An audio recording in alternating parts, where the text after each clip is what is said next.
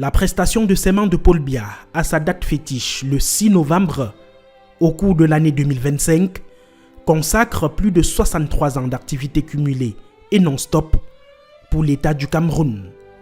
Le fils de Mvomeka dans le Sud, au destin particulier à 30 ans seulement, débutait alors sa carrière comme chargé de mission à la présidence de la République. Il est fraîchement diplômé de l'Institut des hautes études d'outre-mer. Pendant 13 années, le fils du catéchiste Étienne Vondoassam et de Anastasie Eyenga Ele parcourt les hautes sphères de l'administration, de directeur de cabinet du ministre de l'Éducation nationale, de la jeunesse et de la culture, à ministre d'État, secrétaire général de la présidence de la République.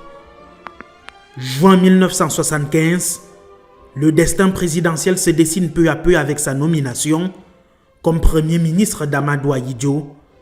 Il est le successeur constitutionnel du président de la République. Sa haute discrétion, son silence qui ne date pas d'hier, serait parmi les critères qui séduiront Ahidjo, qui lui cédera son fauteuil à la tête de la magistrature suprême le 4 novembre 1982. Camerounaises, Camerounais, mes chers compatriotes, j'ai décidé de démissionner de mes fonctions de président de la République unie du Cameroun. J'invite toutes les Camerounaises et tous les Camerounais à accorder sans réserve leur confiance et à apporter leur concours à mon successeur constitutionnel, M. Paul Biya. Samedi 6 novembre 1982, 10h, le destin du Cameroun bascule.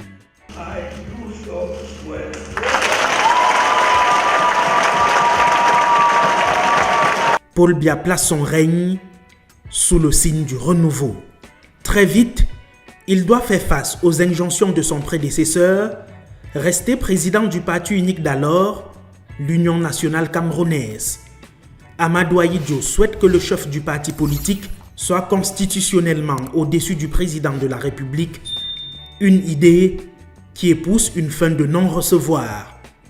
Le 14 septembre 1983, Paul Biya est élu président national de l'UNC et président national du Rassemblement démocratique du peuple camerounais à sa création le 24 mars 1985 à Bamenda. Après le coup d'État manqué du 6 avril 1984, Paul Biya renforce sa sécurité, se rétracte essentiellement entre le palais de l'Unité, son village natal Mvomeka et l'étranger. Ses voyages à l'extérieur du pays sont de loin le triple de ses déplacements à l'intérieur du Cameroun. Dans la foulée de la lutte pour les libertés, l'épouse du président de la République, Jeanne-Irène Biya, décède dans les circonstances troubles le 29 juin 1992. Moins de 2 ans plus tard, Paul épouse Chantal Biya en avril 1994. Entre rigueur et moralisation, les grandes ambitions, les grandes réalisations et les grandes opportunités, le Cameroun subit une transformation mitigée à divers plans, marquée cependant de corruption et de détournement des fonds publics. Le chef de l'État promet de lutter contre ce fléau qui ne cesse de ruiner le trésor public. Voici donc venu le septennat des grandes espérances jusqu'en octobre 2032. Paul Biya, 93 ans, le 13 février 2026, un record car il est depuis plusieurs années le plus vieux président en exercice dans le monde.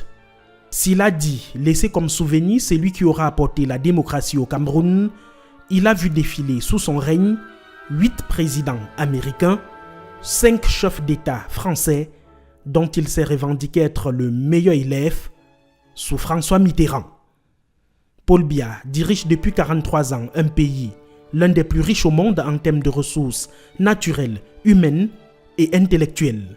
Sa victoire, actée par le Conseil constitutionnel avec 53,66% de voix, est son score le plus bas depuis 1992. Le septennat des grandes espérances est celui de toutes les craintes, sous fond de victoire très contestée par une tranche de la population.